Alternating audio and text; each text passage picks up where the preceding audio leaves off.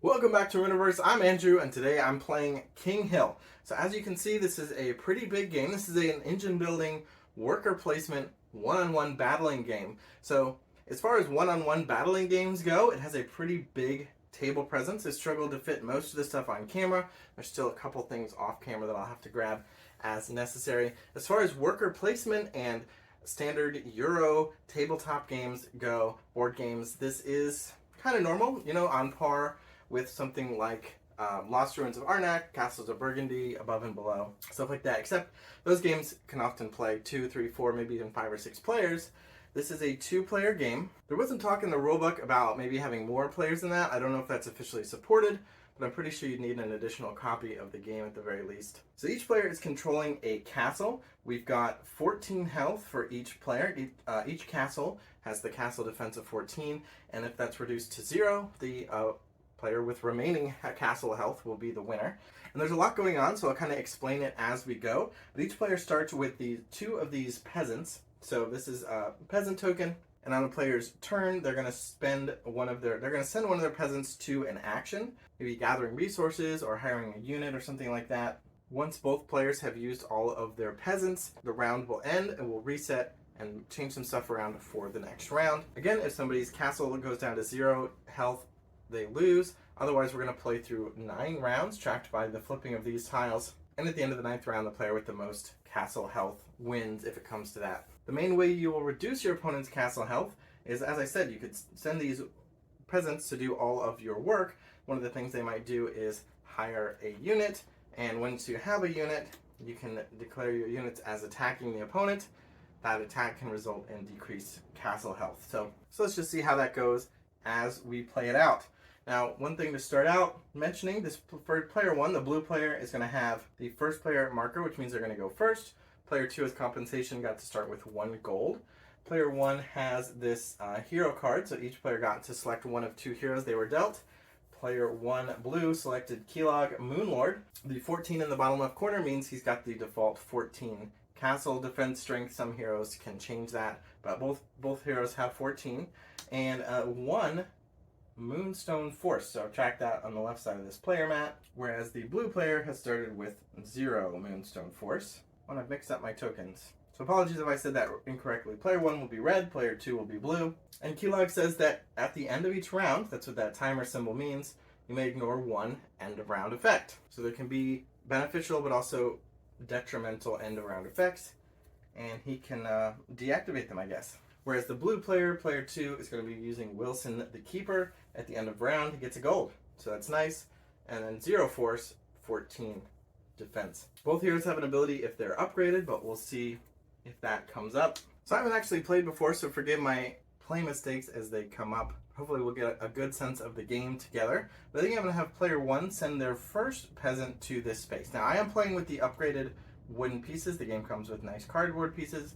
But yeah, I've got the wooden one, so setting them there, and that means this peasant is going to upgrade into a ranger. So I've grabbed the red ranger peasant marker, and I'm going to switch that out. This one here is going to go back to the supply. Red player still only has 2 peasants to work with. Just one of them now is a ranger. In addition, we get to resolve that symbol above, which means to either explore or gain 1 Moonstone Force, and I'm going to choose to explore. And to explore, I'm going to take the top card of the unit deck. So the units are these guys here.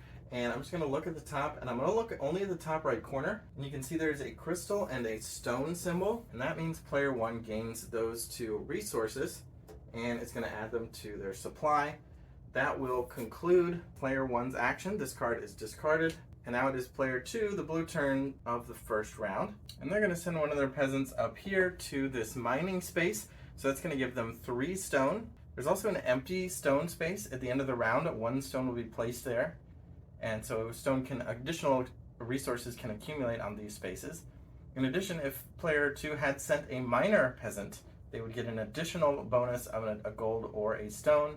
But that's not the case, so they'll just get the 3 stone. And I should say this is worker placement, which is a mechanism in games that generally means these spots that have been claimed are unavailable until we reset at the end of the round. Now, the players only have 2 peasants for now, so there's not a ton of competition for those spaces, but that could certainly change over time, or a very valuable space could be contested. So let's just go all in on training, and let's have player 1 also train this character, or this peasant, up into a miner. So this basic peasant will be replaced, returned to the supply, and in addition they'll get a stone and a stone or coin. So I think a stone and a coin sounds good. And now for player 2, I'm actually looking at the player 2 player board here. This is a close-up, forgive my wiggling. This is the player 2 player board, and there's some pre-printed actions that cannot be contested by the other player because they can't go into your mat. They can only go into those actions on their own mat. And they're going to use their other peasant to build a building. If it were a miner, they could build with a discount of 1 stone. But as it is, we're going to be looking at this row of buildings here, and they're going to build the monument. So the monument has a cost of 1 gold and 2 stones. So they'll pay those from their supply, and then they can place that card onto their player board in one of these 5 open spots. And now, as you just saw close up, at the end of the round, they'll be able to get another gold. All right, and at the end of the round, we're going to do a few things. You can see on this end of round reminder card, first of all, resolve all of the end of the round effects with the timer. So Wilson here actually has 2, gain a coin from the hero, gain a coin from the building. Keylog says he can ignore 1 end of round effect, but I don't know that he can negate an opponent's effect. I'm going to assume that he can ignore one that would affect him. So something negative that would impact him, he can ignore that. So I'm not going to let him deny the gold from Wilson. So he'll get 2 coins from his end of round abilities. There are no other end of round symbols currently in play. Next, each player gains 1 Moonstone Force, so Wilson will move up to 1 and Keylog moves up to 2. All the placed peasants return to their owner's courtyard. We flip over a new action tile. So this one was available, but we didn't use that. This is a hire twice, so you get to do 2 hire actions in one. There's an action space down here, which is to hire once, and any number of peasants can be sent here, so everybody has a chance to hire as much as they want. But with this action token, you could hire twice in a single action, but of course the players couldn't afford to hire or didn't want to during the first round. But now there's going to be an additional extra tile open, and that is this one here, which is to build a building and hire as a single action. Next up, we refresh the unit and outrider or the outskirt offer. So these 2 spaces, there's a little recycle symbol, which means all 4 cards in these spaces are going to be gone. So these will go to the hero discard and the outskirt offer discard. Then the rest of them slide down, and new cards are placed from the appropriate decks. So these 4 are buildings, as we saw with the monument. This is a special type of card, another type of card called a caravan.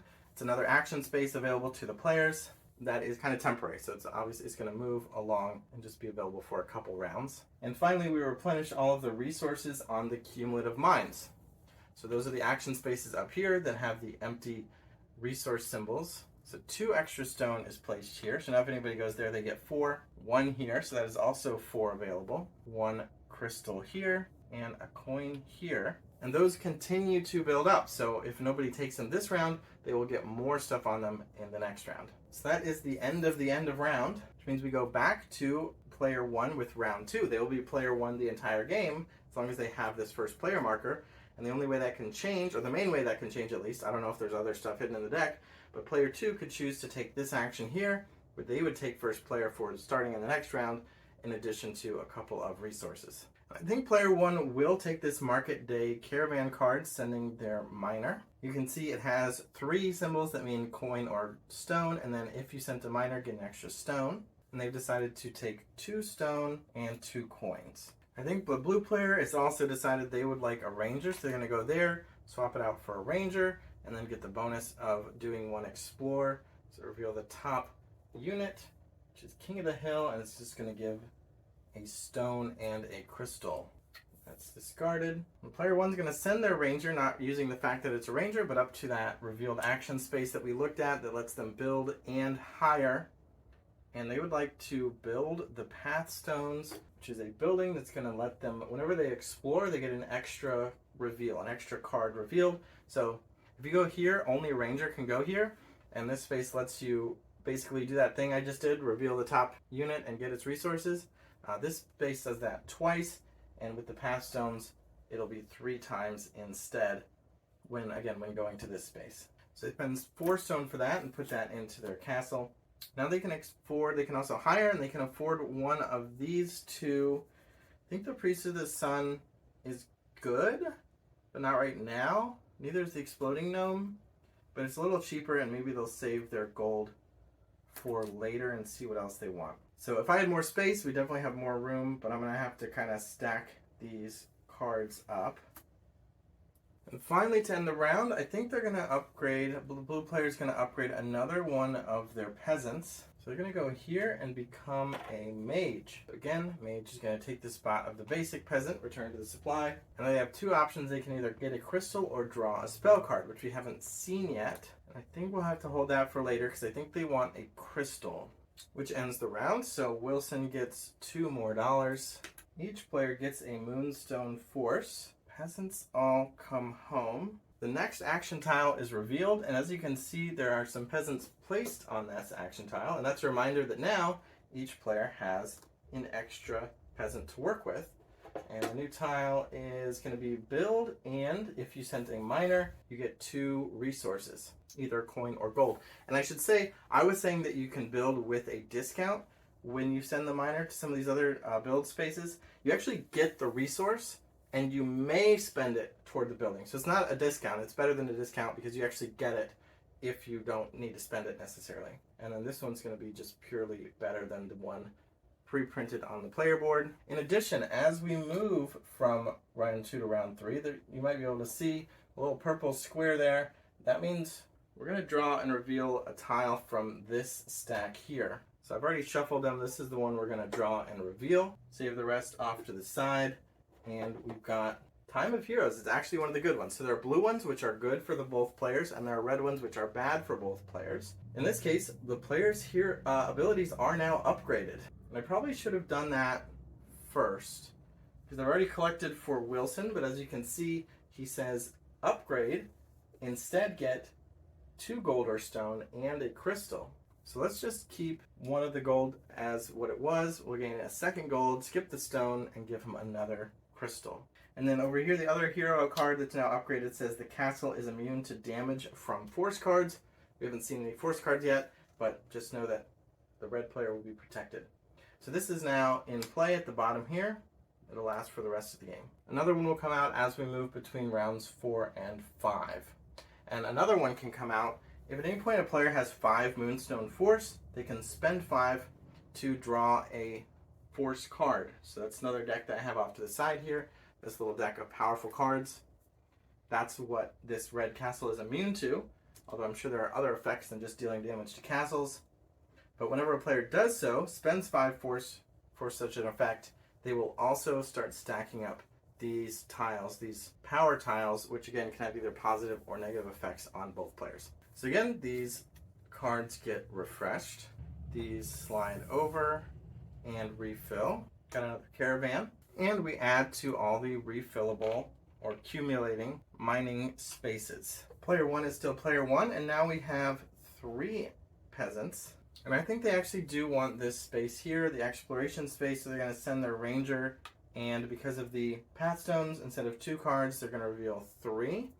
So they get 1 force, 1 crystal, and 1 stone, and another crystal and another stone. Which actually puts them up to 4 force, getting close. Player 2 is going to send their basic peasant to the mining space with gold, so they're going to get 2 plus the 2 that has been accumulating, bringing them up to a total of 9 gold. I think player 1 still likes this caravan space, so they're going to go to the market day again and get 1 stone and 3 gold. Player 2 is going to send their mage to the first revealed action tile that lets them hire twice, and they're going to hire the Iron Heart.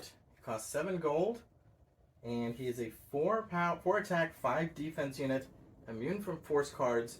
You have to spend 2 gold to let him attack. Most units can attack for free. So that's going to cost 7. In addition, they're going to buy or hire the Priestess of the Sun, so that if he takes damage, they can heal him up real nice. So she costs 2 gold and 1 crystal, and she's a 1/4. Player 1 is going to use this newly revealed action space to build. Oh, you only get the bonus with the miner. Oh, they wanted to use their miner twice, but they need that bonus. All right, so I'm going to cheat for player 1 a little bit, and say that they, instead of when they had the market day, instead of taking 2 gold, they just took all these stones, because now they can afford to just go to the basic building space and get the family house. It's going to cost 2 gold and 5 stone. But yeah, I was looking at this new action tile that just got placed. It gives 2 resources along with the build action, but only if you send a miner. And the red player already sent their miner to the market day for the bonus stone. So it actually would have made sense. Probably would have just been better for them to go here and just pick up 6 stone. But I won't rewind that far. I'll just swap out what they took from the market day. I'm going to go ahead and build a family house now, and I'll give an extra peasant starting next round. So I'll put that peasant onto the house. And the blue player has 1 more worker, which is their ranger, and they're going to send them to train as an assassin. So this base works a little bit differently. You can see that it requires a ranger. Only a ranger can train into an assassin, and when they do, they immediately move back into your supply, which means the ranger token's gone, and now the blue player has the assassin token, which goes right back to their supply, which means if the red player wanted and they still had an available ranger, that space is freed back up. But it also means the blue player can now do another action with their assassin. There are a couple actions that only assassins can do, so those would be the most obvious tempting actions. This one actually lets you steal a stone, coin, or crystal from your opponent, in addition to gaining a gold or stone from the supply. And that's certainly tempting. This space gives you 2 gold and destroys a unit with 1 health remaining. There are no units with 1 health remaining, so that space isn't really available. So I guess an assassin action makes sense. We'll just go here, steal a crystal, and gain a gold. And yeah, only the assassin can go there. So those are our first 3 action rounds, still no attacks. Going into round 4, player 1 will actually have 4 units, 4 peasants. So Wilson gets 2 more gold from their passive. Player 1 is actually up to 5 Moonstone Force now. All peasants return. 4th action tile gets revealed. So now we have the special attack. Take the attack action during the first phase of the combat. You will not receive any bonuses for your soldiers. So we haven't done any attacking yet. Each player has an attack action on their player board. They can send any unit or peasant to trigger an attack, which is a big thing we haven't gotten into yet. But because there's only 1 attack action space on your player board, you can only attack once per round. With this action tile, you can attack an additional time, but only soldiers can be spent can be sent there, and neither player has trained a soldier yet. You can change your mind. For example, player 2 doesn't have any basic peasants anymore, but if they were done, or they do have a basic peasant, but if for some reason they wanted to, they could send a mage to train and become a soldier instead, but it wouldn't be a mage anymore. These cards are cleared out, slide over, and replaced, and replaced, and accumulate. So this new caravan card that came out is really enticing for player 1. There's a lot of good options, but that's the problem with a worker placement game. So Enlightenment says train the place peasant into a mage, soldier, or miner and retrieve it immediately. So you don't have you're spending an action, the other player gets to go next, but you are not using up and you're not consuming an action in terms of the number of things you get to do during the round.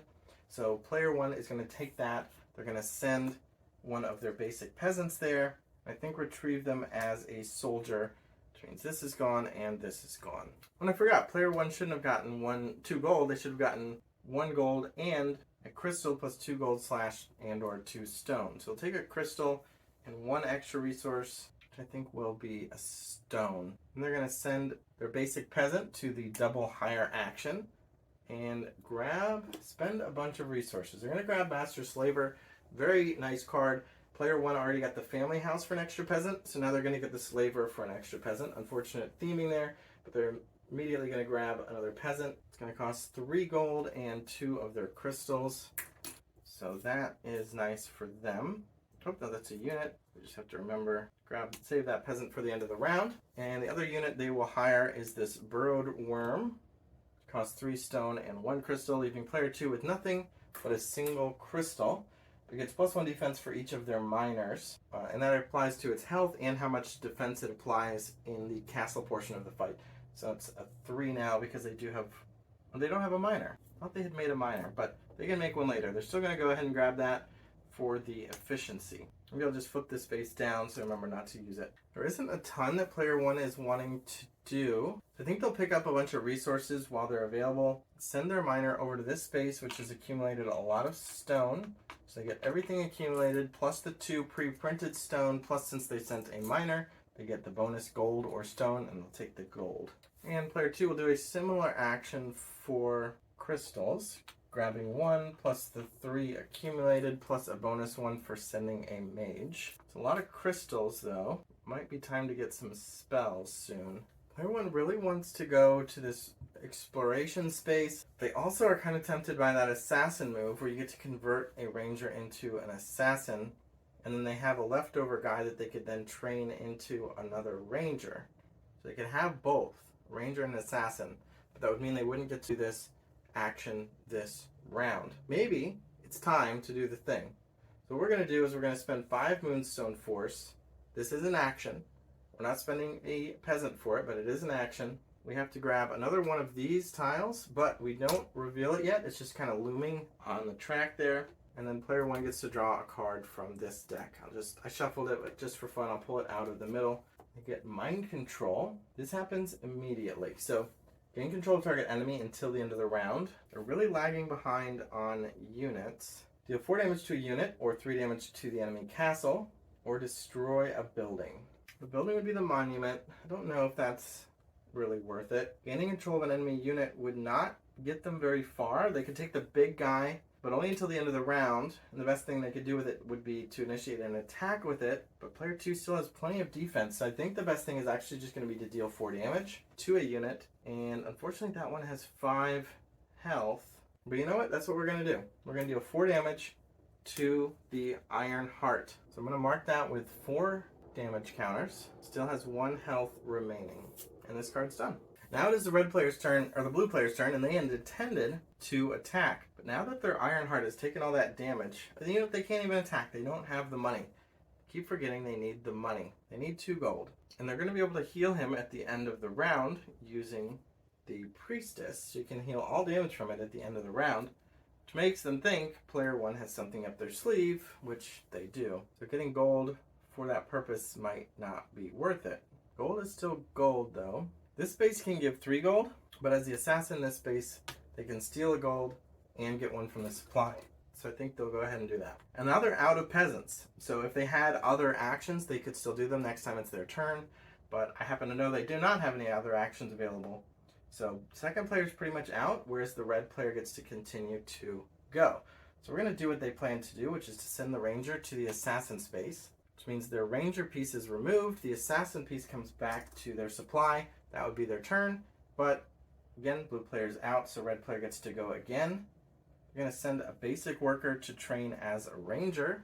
So they get the ranger piece back, basic piece is out. They can explore or claim 1 force. I think I still like exploring, so we're going to flip a card and get 2 coins. And then their next move will be to send the assassin over to this space here, which kills a unit with 1 health remaining and gives 2 gold. Unfortunately for the blue player, the Iron Heart does have 1 health remaining, so it is assassinated. Now the red player still has 1 move left, and they feel like they're doing okay, but they really are lagging behind significantly. Blue player never mounted their attack because they forgot to get gold for them, and now their big guy got taken out. But player 2 still has the advantage on attacking. So how can the red player shore up their defense? The double hire action's already blocked, but maybe the build and hire action is good. You can pay 2 and get this Azure Knight. So he has 2 attack and 1 defense, and when he's destroyed, they get a crystal. They have 2 units that reward them for being destroyed. Also get to get a building. These buildings are kind of small, and you are limited on spaces. I guess they're going to grab a monument, just like player 2's monument yields a gold at the end of every round. So 1 gold and 2 stone. Finally, that's all of the peasants. Now player 1 gets a gold from their monument. Player 2 gets a gold from their monument. They'll also take 2 gold and a crystal from their power, or upgraded hero power. Each player gets 1 Moonstone Force. Player 2 is now up to 4. Peasants all come home, meaning this one's available now. Flip over the next action tile, and we're also crossing this threshold here. So before I actually flip it, let's go ahead and draw another power tile from the stack. This is a red one. After you refresh the outskirt offer at the end of each round, discard all buildings and replace them with units. Very interesting. So buildings are going to be very hard to come by now. So I guess this one goes here. Still have a face down one. I'm just going to switch them for convenience, clarity. Reveal this is another soldier activation space. Pay 2, 4, or 6 stone to deal 1, 2, or 3 damage to an enemy's castle. This is the catapult. So you can fire rocks directly at your opponent's castle with soldiers, which player 1 happened to build one of, or train one. The unit and outskirt offer is updated. These slide over. We're actually, the top of this deck here is now yellow. So this is our first legendary building. So let's see what that is. The Mage Academy. If you get this building, you gain a mage. Costs a gold, 3 stone, and 2 crystals. So this is going to go to the legendary buildings section here. In most ways, it is like a building. It just has its own special spot. If any more yellow buildings come out before this one is purchased, they'll cover it up. Gonna get more buildings into this area. However, the Clatter of War said that now all buildings are discarded. Assume that caravan would slide over, and all 8 of these spots are going to be units. So there are no more buildings for the rest of the game except for legendary. And finally, we add to the cumulative mining actions.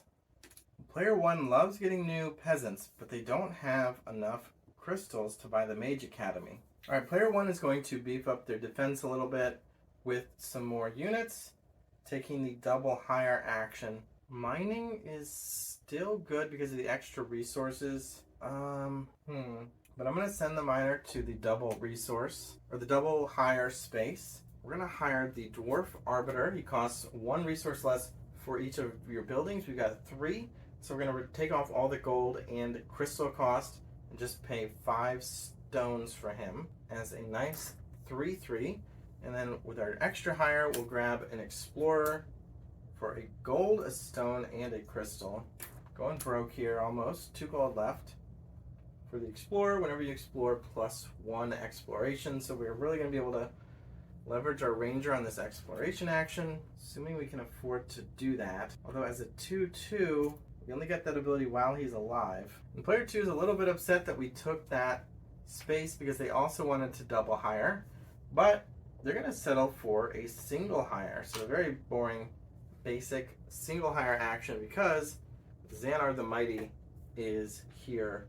It's a 6/6, immune to spells. Again, still nobody's played any spells yet. That's going to cost them all 5 of their gold and 3 of their 7 crystals. And has to have to pay a crystal for him to attack, but a 6/6 is big. So let's go ahead and use our Explorer. We're going to send our Hunter here, and now we get 1, 2, 3, 4 cards off this deck. So hopefully we get a nice big chunk of resource, and hopefully it's not too late in the game to be making resources. That's going to be 2 gold, a crystal, another crystal, and a stone, and a dollar and a stone, and another dollar and a stone. 4 gold, 2 stone, and a crystal. I think that's pretty good for a single action. But we had to work a lot harder to get to that point than maybe I would have wanted.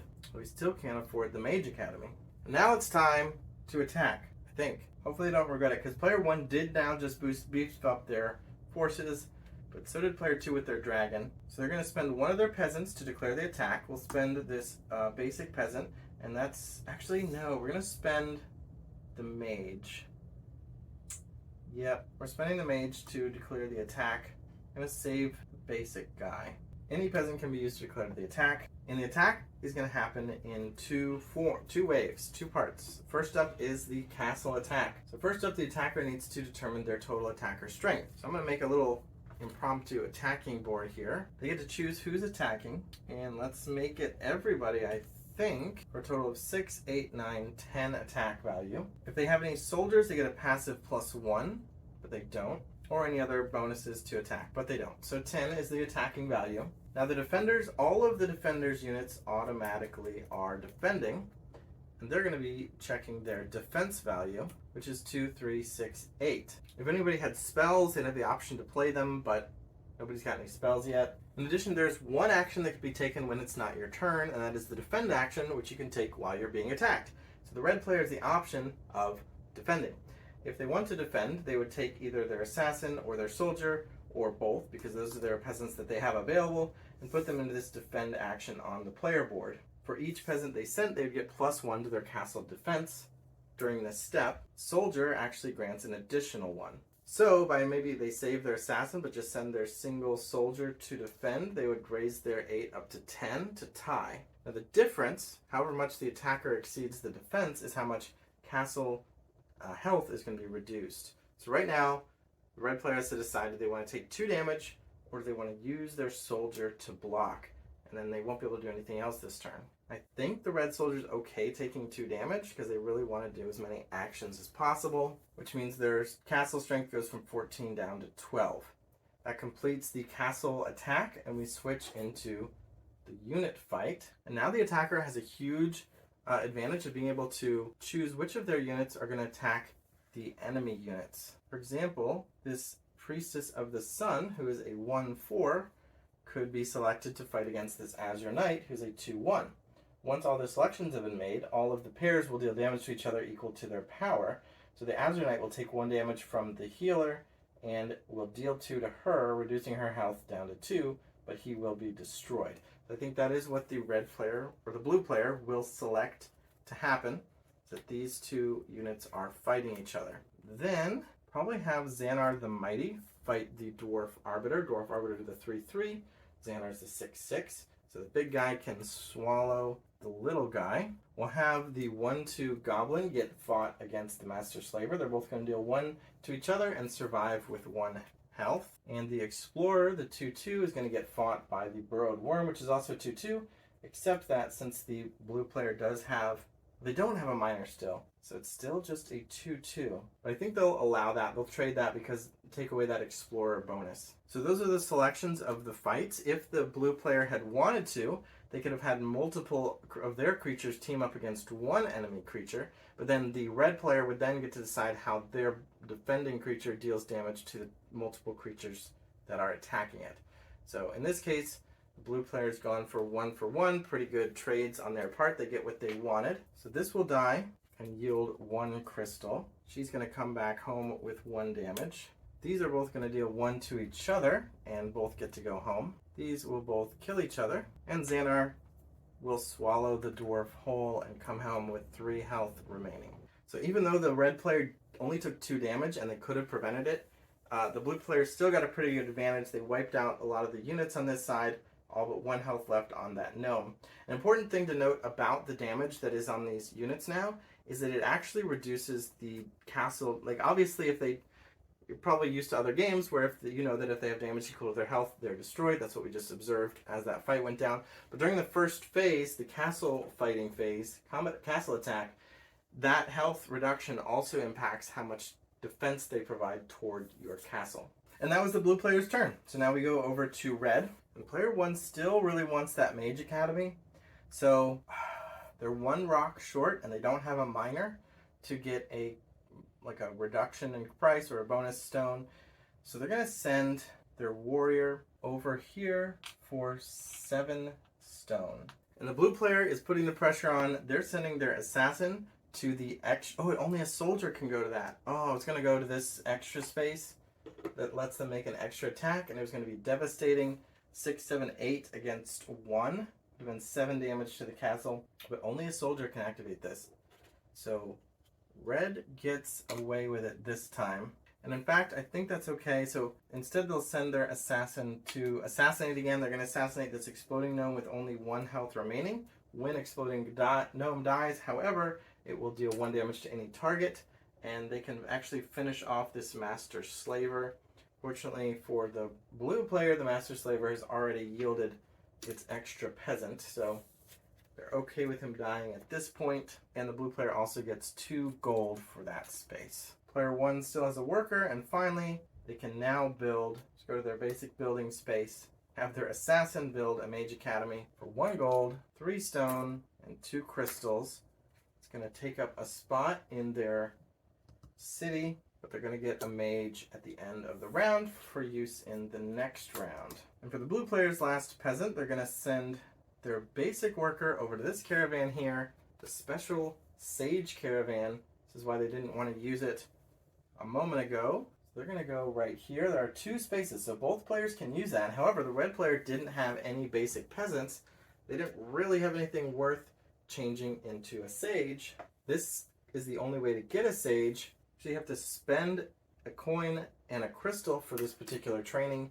And a sage is wild. It can do the abilities of any of the other peasants. I don't know if it passively counts as a miner. For example, that card that said it gets +1 defense for each of your miners. I don't know if a sage counts as a miner for that purpose, but I'm pretty sure it counts as a soldier for the combat bonuses. And it certainly counts as whatever character you need it to be when activating these spaces out on the map. So this is going to be gone because their mind has opened up. Well, I always forget to pay the wages, but when Xanar attacked, the blue player should have had to pay a crystal. So that ends the round. Each player's monument yields 1 gold. The Wilson player power gives them crystal and 2 gold and or stone. Gold seems generally better, but I'm going to take the stone. Each player gets a Moonstone Force, which actually puts blue up to 5. Peasants come home. Mage is now available. Sage is now available. We get the next action tile, which also unlocks another peasant. And this tile is a mage tile. So actually anybody can go here, but you get to draw 1 spell card.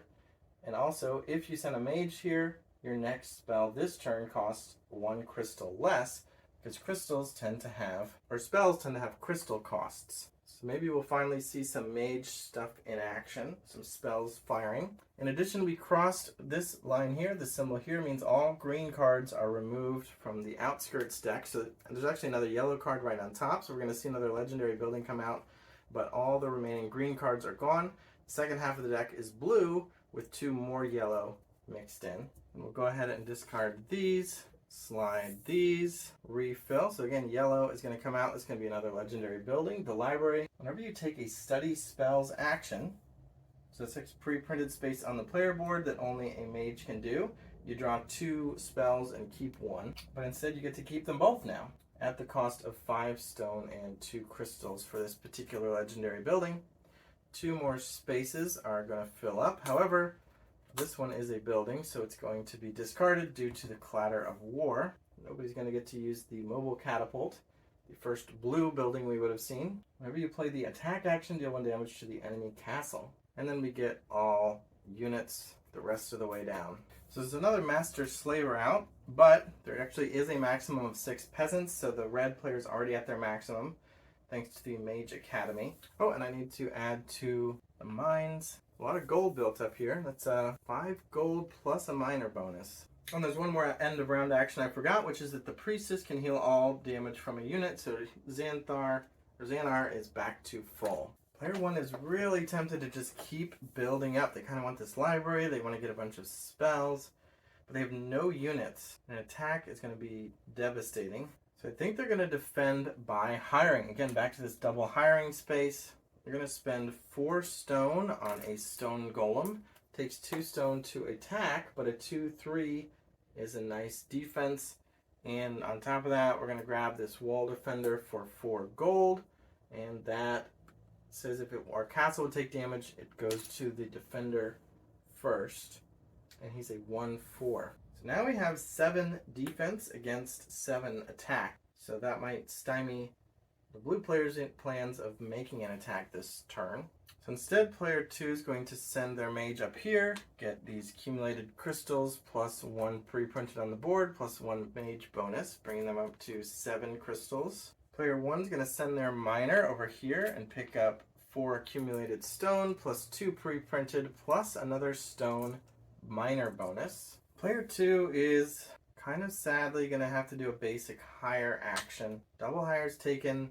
Hire and build isn't really going to help them because this is the only building left. These powers can really change the game. The clatter of war is messing them up. A library is nice. They could probably finagle affording it if they really wanted to focus on it. but they're not. So they're just going to do a single hire and grab this other dragon. Narsad, the Death Lord, for 5 crystals. Oh, they have to pay to force. For some reason, I was thinking they would gain it. They do have it to spend, so it's going to be a 4/4. And at the end of every round, they get to take a 1 HP unit from the discard pile and put it into play. They don't get any when played triggers. That beefs up their attack force up to 11. Player 1 is going to fire the catapult. So they're going to send their soldier here to this action tile, the catapult. And it says pay 2, 4, or 6 stone, and they're going to get a little bit of their offense on. They're going to spend 6 stone to deal 3 direct damage, putting blue down to 11. The rules do say you can send a soldier to that space and spend 0 stone, just if you want to block it so your opponent doesn't catapult you. But it still does have to be a soldier. And I think we're going to see our first spell card of the game. Player 2 is going to send a basic peasant. No, you know what? They can't. They need to train as a soldier. So no spell cards yet. And cancel that. They'll probably do that next turn. But I think for now, let's send the assassin and let's go to battle. So the assassin is going to trigger the attack action. Let's put our little combat board out again, the back of the rulebook. And that's 11 attack strength coming in. Take a look at the castle attack again. All the defenders automatically apply. Although I forgot about the wall defender, because now we've got 11 minus 7 is going to be 4, but none of that 4 damage goes to the castle. It's all going to go to the wall defender. So he's destroyed. And then we go to the other side where the units fight. We may as well put Xanar against the stone golem. Xanar takes 2 damage and the golem is destroyed. Keeping the pressure on. Player 1 will go ahead and do their favorite thing, which is to make some resources. Their explorer is dead, so they just get the 1, 2, 3 flips this time. So that's going to be a gold, a stone, a crystal, a stone, and a crystal. 2 crystals, 2 stone, 1 gold. It's actually enough for the library. And you know what I forgot? The blue player has a sage. I'll actually put the soldier back here. They're going to go ahead and do that for their action this time. But just so you know, attacking, your attack value gets added with all your soldiers that you have. Currently, training soldiers do not count. But again, I'm pretty sure a sage does. So because they have a sage anywhere, even if it had been used on an action, it would be adding 1. So they should have an attack strength of 11, which means that dead guy took 5 damage instead of 4. But I don't think that extra damage gets to go through the castle. Could be wrong on that one. So that was their action. They went ahead and trained their soldier for next time. And now let's do something magey. Let's go to this space, draw a spell card, and your next spell card this turn costs 1 less. We got the Wizard's Eye. So you basically get 4 options. The first 2 options cost 1 crystal, although because of our discount, if we cast it right away, we can pay it for 0. The second 2 options cost 2 crystals, or because of our discount, if we cast it right away, we can pay it for 1. If we save the card, the discount will expire, because it only applies to the next spell we played this turn. But spells can be played pretty much any time, so saving it is also an option. Let's take a look. Draw another spell and cast both top 1 crystal cost effects for free. I like the sound of that. Or double explore. The other option is play during your turn. Look at the top 5 cards from the outskirt offer deck and build a non-legendary building for free. Or +2 castle endurance. Wow, spells are more powerful than I thought. Maybe we should have been doing this. Well, I like random, so I'm tempted to go with the top option. Getting a free building is really nice, but I also only have 1 spot left. You can replace old buildings, but I think you can't replace legendary buildings.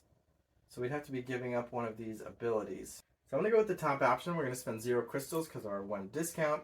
And I'm going to flip the next card and do both of the top effects. Target unit is immune to damage and deal 1 damage. Wow, that's really much worse than the other option. Alright, so I'm going to put 1 damage on this other dragon. Not excited about that. Just for knowledge's sake, let's read the other options. Train any 1 peasant to any other type. That includes enemy peasants. You cannot train and choose sage. It says any 1 peasant, so I wonder if we could replace our... Or we've already trained... Or this one's not trained, so I wonder if we would have been able to train that one. Even though he's already placed. Probably, because it says any. +1 castle endurance for each minor you control. So unfortunately, I think we lost out on that. I would have rather had the 2 explore. All our units are dead, so we can't protect any of them. Well, that was a bummer. So currently the red player has one action left, the blue player has one action left, and they're the second player. I think they're going to go aggressive. It's time. We're going to go for the first player. They're going to claim the first player token, which means at the start of the next round, they will be first. In addition to that, they get a stone and their choice of a coin or a stone. I think we'll take the stone. Now that I've seen some spells, I'm tempted to go to the library or to buy the library. But I also want stone to keep firing the catapult. But I also need units because I'm going to die. But I can only hire one unit at a time. And none of these guys are particularly defensive. This guy costs 4 gold, which I don't have. I'm going to buy the library and see if I regret it. I can't even get a discount. This is an assassin, not a miner. I'm going to risk it. We're going to do the basic build action. I'm going to spend 5 stone, 2 crystals. I don't even have the crystals to use the spells that I draw anymore. It's probably a bad move. Also fills up our spots. Both players' actions are done. This monument yields 1 gold. This monument yields 1 gold. And their player power gives them 2 and a crystal. I think they'll take the stone. 2 stone. The priestess gets to heal all damage from somebody, so we'll take it off Xanar. 2 damage removed. And Narsad gets a 1 health unit back from the dead. There are actually only 2 in the discard pile, but this is a nice one. The Azure Knight. 2 attack and 1 health. Comes in a play abilities don't trigger, but this one doesn't have it. It has a when it dies ability. Each player gains a Moonstone Force. Red is up to 3 and blue is up to 4. Peasants all come home. The next action tile gets revealed and we have a trading action. So this is one, anybody can go here. You're going to get 2 coins and or stone. And then, as many times as you wish, you can exchange 1 coin for 2 stone and or 2 crystals for 3 coins. You get exactly what you want. These cards clear out. These cards slide over. These refill. You got 1 building, which is going to go away due to clatter of war. 1 caravan, 4 more units. 1 more crystal here, 1 stone, 2 stone, and another coin. That's really building up. That's 6 gold plus a minor bonus available. And now blue is the first player. For the first time in the game, they get to take the first action in the round. And that's going to be to attack. So let's get our attacking board out. Attacking for 2, 6, 12, 13. And this player has nothing to defend with, which they really should have thought about. They had their last action to do something and I bought the library. They only have 12 health. Oops. So they have no defense. And in fact, this 13 is actually 15 because of the sage and the warrior over here. So they're going to have to block at least 4 of that by using the defend action. The warrior will block 2 of that, and 2 more means they've blocked 4, which means 15 is reduced down to 11. They're at 12, so they go to 1. And that was a big deal. They did not build up a defensive force at all. They could have at least, and they could have bought a unit, but I don't know if that would have been good either. So I think the game is going to be over very quickly. No unit battle. So player 1, even though they're going second during this round, still call them player 1. They've got 3 characters available, 3 peasants. They can go to the library, or they can use their library to get 2 spells, but they have no crystals. You can go to this action space and hope that the 1 crystal thing will save them somehow. They can buy a unit with their 4 gold. In fact, that probably is their best option. For some reason, I was thinking that the red player's strategy was to have a really high efficiency and not really necessarily attack, but build up defenses and survive through all 9 rounds and maintain the highest health, maybe using their resource advantage to use catapult and get the blue player just to make sure they're low enough. But I forgot about the key part, which is actually being able to block. I think the best thing they could do is hire this Indomitable Ogre for all 4 of their gold. Unfortunately, the double hire action won't help them because that's literally all they can afford. They can pay the 2 force and get a 3/4 that can't attack because they still have 1 untrained basic peasant. That is their best move, but it would not save them. And so just to be a little bit more fun, we could go to this basic mage action to get 1 spell, using our library to get 2 instead.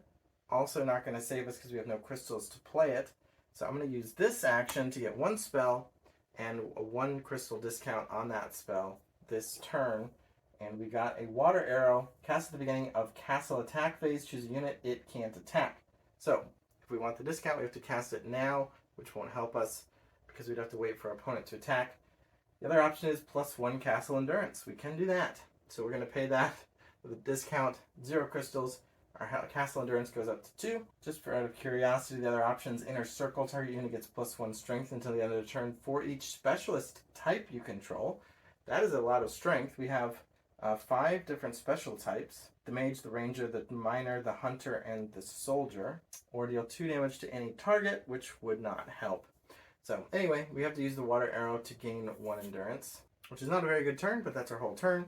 Go back over to the blue player. They have several options. One is to use this action space to make a second attack. Their soldiers do not get to add their strength, which means they would get 2 less. Instead of having 15, they would only have 13 because the soldier and the sage would not apply on this particular attack.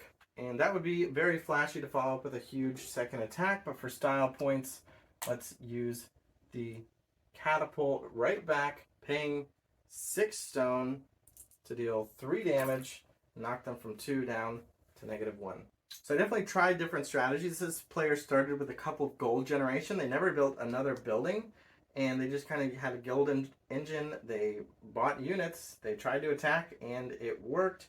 This player was trying to hold on till the end of the game, have more peasants, have more resources. It didn't totally work out. They got more buildings for sure, which gave them some power.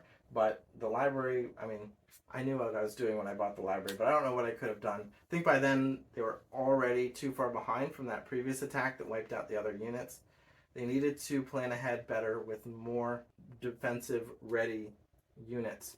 Attacking is very powerful because you get to choose what to take out on your opponent's side of the board during the unit fight step. So even if you want to be defensive, you probably need to attack in order to gain that ability to pick off certain enemy units. This game was warped significantly by some of these power tiles, which is the point of the power tiles. That's supposed to happen, and I enjoyed that. The time of heroes came out right away. The heroes were upgraded. Keylog never got to use his. Some of the tiles are things like Echoing Wrath, deal damage to all units in play at the end of every round. So I'm assuming that's what his ability is meant to be for, is to prevent damage to his units. There are also 3 earthquakes in the stack of like 9 tiles, so about a third of them are earthquakes. I wonder what this one is. This is another earthquake that was waiting here. Everybody has to pay 3 stone or take 2 damage to their castle. So that's what I was thinking his ability was for. It might be the case that I really was supposed to be able to cancel any end of round ability. I'm not sure. That does seem a little bit too powerful and a little bit too mean, but it is a 2-player battle game, so mean isn't really a thing I should be worried about. But as it is, if he had been able to cancel this heroic ability, end of round, get 3 stuff, that would have been a huge difference. And I think that probably was a huge factor in why Blue won, because their heroic ability was very powerful, and the red player's heroic ability ended up not doing a single thing. Otherwise, they just started with 1 might. Oh, it's not just their heroic ability didn't do anything, their main ability didn't do anything the whole game. So, or 1 force rather. Yeah, that was a disappointing hero, I suppose. But I had looked at the game and I was kind of predicting earthquakes. I was thinking I was going to be ignoring earthquakes, and that was going to be pretty good. We got to see 1 force card played, which caused another tile to get placed face down but not face up. So I'll talk you through how that works.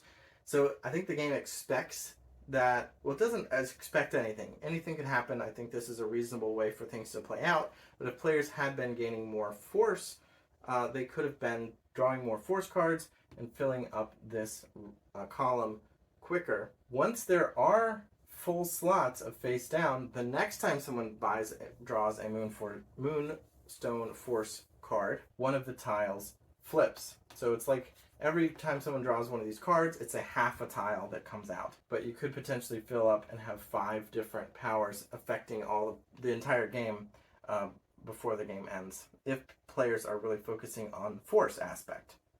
As it is, obviously players were not focusing on force, and we didn't see a lot of spells going on either. We did see a bunch of crystals come out toward the end of the game. We saw a couple mages, we saw a couple spells, and even though they looked powerful, they kind of fizzled. I love the variety of units, and again, I really liked the fact that, I mean, the buildings were fun, and having them taken away was interesting too, and having more unit options. Caravans are cool as extra spaces. We used probably about half of them that came out. Some of them are situationally better or worse than what's already available. For example, this roaming mage card, you can get 1 spell, or if you send a sage, which is really hard to get, you can get 2 spells. Or the other option is to get 2 crystals and a bonus crystal if you send a mage, but often this space can yield the same thing if people haven't gone there in a turn. So interesting, but not always relevant. Are there any spaces that didn't get used at all? I use the defend action as a last-ditch effort because of the hole that I dug myself into as the red player. Otherwise, I think the defense action is not super great. I'd rather take a little bit of damage and spend a peasant to gain resources. We upgraded into all 5 of the different types of peasant. You got a legendary building.